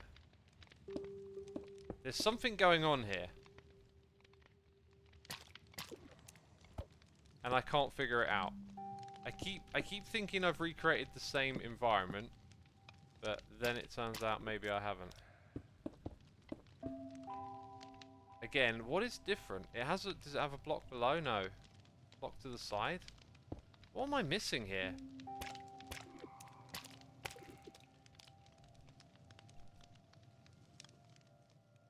Oh, gosh. This is a bit concerning. We do actually need to, like, fully understand what goes into this. Otherwise... Ugh.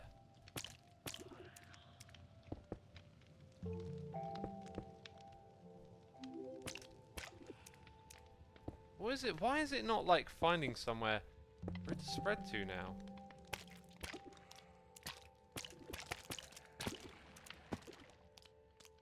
Weird.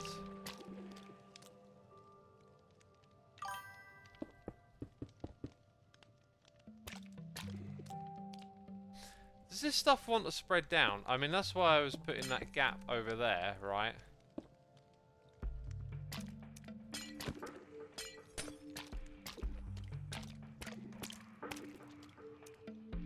So, like, if I drop it and it dies down here, then it spreads. If it dies on the campfire, it's not. Yet, in this setup, it'll die on the campfire and spread. What's the thing that's different? I don't understand.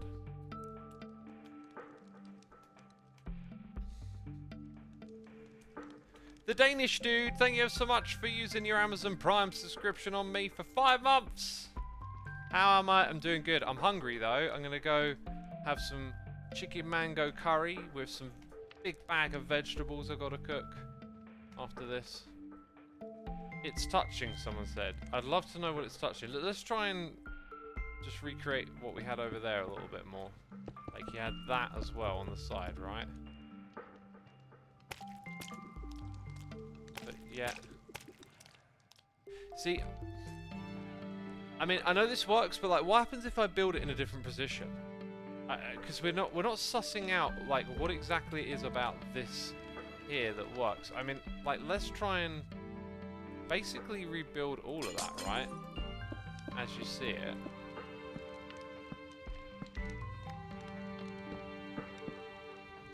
Which would mean having slabs like this. Because all I wanted to test was how far away it would pick it up from, and then we've discovered, oh, it might not be quite what you think it is.